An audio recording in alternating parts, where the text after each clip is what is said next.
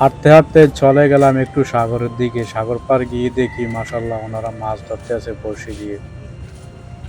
তো আমি একটু মোবাইলটা বাইর করে ভিডিওটা অন করলাম। তো এই যে উনি বড়শি ফালাইতে আছে। তো ওনারা সবাই মালদ্বীপের লোক, মালদ্বীপের স্থানীয় লোক। রাত হলে এই জায়গাটায় ওনারা বড়শি বায়। তো একটা মাছ উনি পাইছে, অত বড় না, ছোটোর ভিতরে ওই যে নিচে। এখন এটা বড়শি থেকে খুলবে।